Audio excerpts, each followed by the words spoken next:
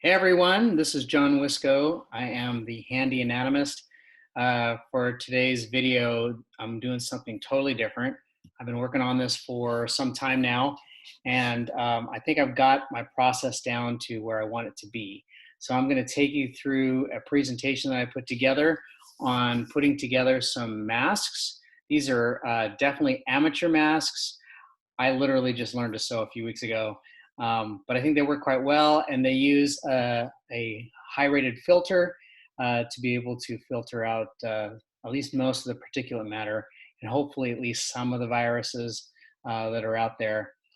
These are not professional N95 masks, keep that in mind, but I think these will do really well in getting you by in your day-to-day activities. Okay, so let's get started. Okay, so I chose a bunch of different fabrics from the fabric store. These are just a sample of the ones that I chose. I got a lot of fabric, 1 to 2 yards per pattern. There's different kinds of fabric here. Some of the lighter fabrics like the Snoopy fabric over here, even some of the blue patterns and the Avenger patterns, they are nice and light, and they don't weigh very much on your face, which is kind of nice. But some of the other fabrics, like the baseball fabrics over here, the bunny, the turtle, to a lesser extent, the cat fabric, these are a little bit thicker. I actually think they're more comfortable. They fit really nicely on the face. They don't scratch as much. So anyway, I think whatever you're comfortable with will work just fine. I'll tell you, it's easier to fold the lighter fabrics, but I don't think they filter naturally as well as some of the heavier fabrics. So what I do first is I cut the fabrics into 23 by 46 centimeter rectangles. And then when you fold those rectangles, they'll form 23 centimeter squares, approximately 23 centimeters. Which works really nice. What you should do first is we're going to stitch the sides. So as you can see, you want to take the fabric and fold it in half inside out, and then stitch the sides at about a 5 to 7 millimeter margin. A single stitch works just fine because we just need to close the edge. And then as you can see here, you got the stitched edges and then the fabric pattern on the inside. You want to leave a 1 to 2 centimeter gap toward the bottom because that's where we're going to put in the elastic edge. And then you want to leave a 5 centimeter gap at the top at the open edge because that's where we're going to fold in our compartment for the nose bridge. To turn this inside out, the first thing we need to do is cut the bottom corners. It makes it a lot easier to turn it inside out and to make sure that we restore the square of the mask. So here you can see I've turned it inside out. In order to make it nice and flat, I ironed the edges down to make a nice square. So you can see that here. And then what we want to do is we want to take the top edge and fold the flaps inward. Fold one flap and then iron it down, and then fold the other flap and iron it down. Now at this point, we need to choose one of the flaps which we're going to stitch down, and that's going to create the compartment for the pipe cleaner.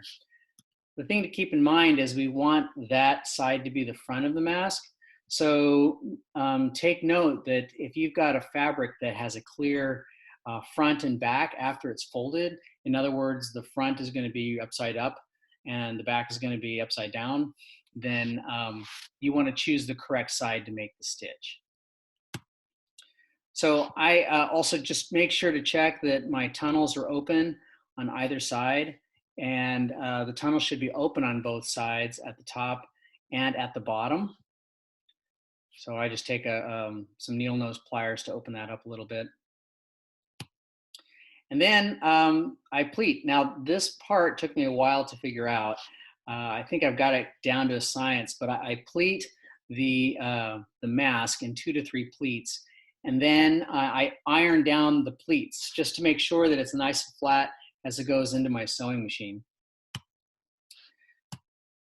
So here I'm going to stitch the pleats, and you can see that I'm actually going to start down at the stitch and I'm stitching from the stitch that I made for the tunnel, and I'm going to start down here and come down the side of the mask, probably about 1 centimeter from the edge at most. You don't want to be too far in, and you don't want to be too far out either. Make sure not to close the top and bottom tunnels. That's super important. Okay, so this is a pipe cleaner. I just bought this also from, actually this one I got from the craft store. And if I take a full length pipe cleaner and I fold it in half, it fits perfectly into this little compartment that I've stitched. And then I'm gonna put this into the tunnel. So I insert my pipe cleaner, and you know, that little compartment holds it in place really nicely.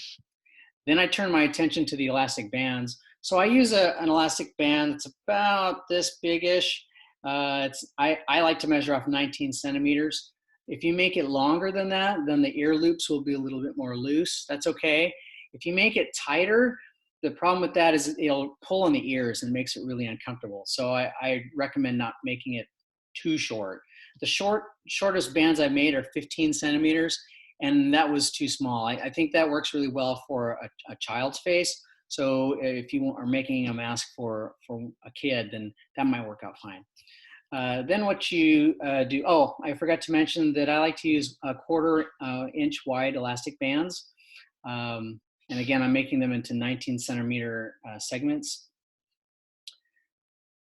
And you'll need 3 segments for the procedure that I'm looking at. Mark a dot about 1.5 to 2 centimeters from the end, and make sure you're consistent on both sides. We're going to use that dot to measure how much of the elastic we're going to put into the mask. So this is what my elastic bands look like. I actually had to use 1/2 inch elastic bands, and I cut them in half. Now the problem with that is it's really hard to cut super straight, so you're going to end up with some frayed edges. And what I do is I pull the elastic and just sort of twist it a little bit, and that pulls out the frayed edge like you can see here. And then I just pulled that out. What that actually does, it does make the band a little bit weaker, but the nice thing is that there's a soft edge to the band as well. And so that inside curve that results, I put that up against the ear, so that's on the inside C of the band loop. It would just be easier to use a 1/4 inch elastic. I'm actually running out of elastic, so I might move to fabric and just cut a strip of fabric and do that instead of the elastic you see in these steps. All right, so then with that dot, what I do is I use that as a marker. Since my side stitches are about 5 to 7 millimeters, or about 1/2 centimeter in, at most 1 centimeter, then I know that if I put the elastic into the mask at 1.5 to 2 centimeters, there's going to be a good amount of elastic that is going to be caught by the stitch. So that's what that dot is for. You really don't need the dot as long as you can estimate it, but it helps you maintain the consistency from one side of the elastic to the other. Make sure that if you are using a dot, that you put it into the mask and have the dot face the back of the mask, because when it stretches, the dot comes out from the edge. Or you could just not use a dot and estimate really, really well. I already mentioned this. These measurements ensure that you've got a good amount of elastic that is stitched into the mask.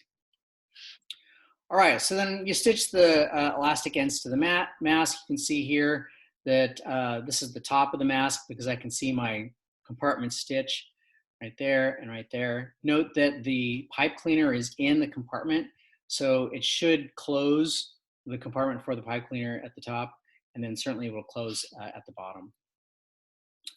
You can use a single stitch, which is what I did.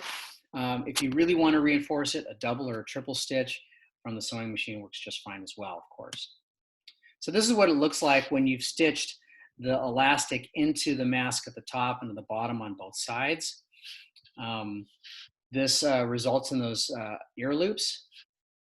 And then what I started doing is I put in a reinforcement band. So I just take my elastic and I fold it underneath itself on both sides, and then I've got a stitch that I put in with the sewing machine, And this bridge actually helps reinforce the elastic around the head and pulls the elastic from the back of the ears, so it's a lot more comfortable. The other nice thing about this bridge is that if I'm wearing a hat or if I just want to put it on my head, I can loop the bridge up and it pulls the mask up my face that way. And that is actually super, super comfortable.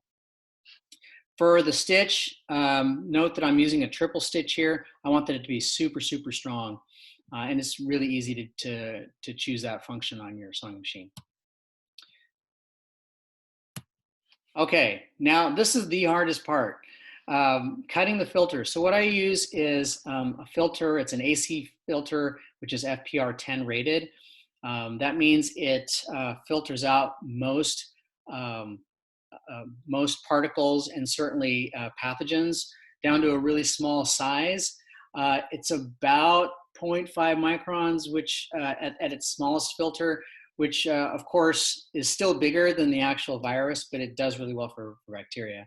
But it's, again, between that and the cotton, which is again why I like the really thick cotton, it's better than nothing.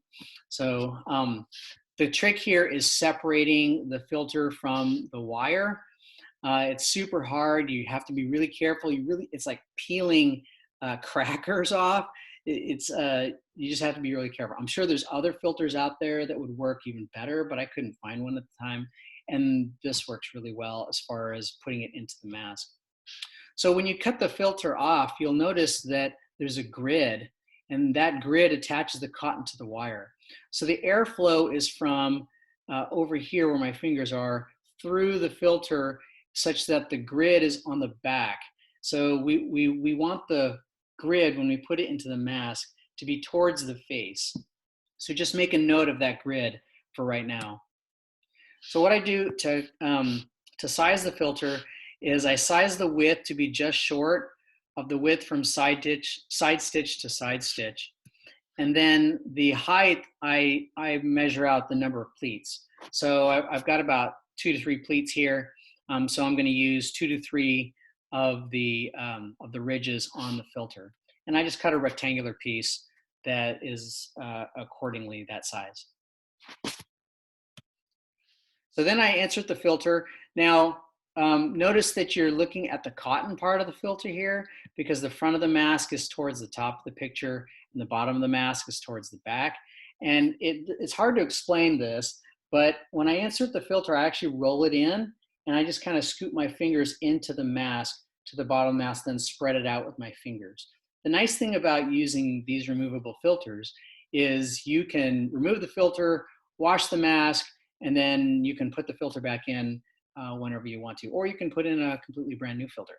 So as you can see, there's lots of physical barrier between a layer of cotton, the layer of the filter, and then another layer of cotton. Again, can't emphasize this enough. Remember that the grid needs to face toward the back of the mask, or another way of thinking about it is it's closest to your face, because the airflow is going to go this way into your air passages. You're concerned about keeping things from getting in. You're not so concerned about keeping things from going out when you're trying to protect yourself. All right, and then do you remember that flap on the top that we didn't sew that should be in the back of the mask? Well, you can fold this over the filter, and it makes a nice little pocket for the filter. Okay. All right, that's about it. It's a fairly easy process. I think the hardest things to figure out first are getting the pleats nice and pretty, sewing the elastics into the mask. Took a little bit of time and finagling to make sure it's nice and secure. If you have to cut your elastics, that takes some time. And then certainly removing the filter from the wire takes a lot of time. So what I ended up doing is, instead of making one mask at a time, I actually made a bunch of masks at different stages, and then I did my workflow that way, so that I felt like I could accomplish a lot more. So anyway, I'm going to keep on making masks. I hope you have a lot of fun making masks, and I'll see you next time. All right, bye.